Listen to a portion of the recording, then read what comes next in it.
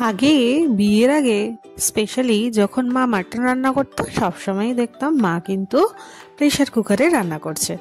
কিন্তু আমি বিয়ের পর এখানে এসে দেখি সবাই কিন্তু কড়াইতে মাটন কুক করে।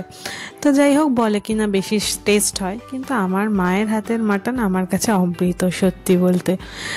মা কড়াইতেই কষিয়ে নিত, কষিয়ে যখন একদম তেল ছেড়ে আসতো সেই সময় 2 পিস আমার আর ভাইয়ের জন্য তুলে রেখে তারপরে কিন্তু তাতে গরম জল দিয়ে দিত ঝোল বানানোর জন্য।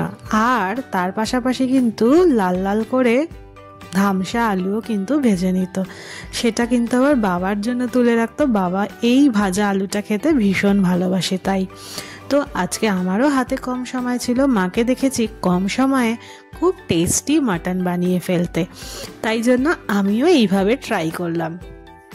একটা মজার কথা বলি, জানো তো বিয়ের আগে আমি তো কখনো রান্না বান্না করিনি, আর মা যখন বাড়িতে থাকতো না তখন অল্প একটু করতে হতো। সেই সময় না আমার রান্নায় খালি ঝোল শুকিয়ে যেত, রান্না করতেই পারতাম না। যাই হোক, তোমাদের সাথে গল্প করতে করতে আমার কিন্তু মটনের ঝোল রেডি। এইবার এটাকে সার্ভ করব। দেখেছো তো কি টেস্টি দেখতে লাগছে, দেখেই মনে হচ্ছে কখন খাবার। রোববারের পাতে যদি গরম গরম কষা মাংস আর তার সাথে গরম ভাত থাকে, আর কিছু লাগে বলো? আমার তো ফেভারিট, ভাইয়েরও তাই। চলো খেয়ে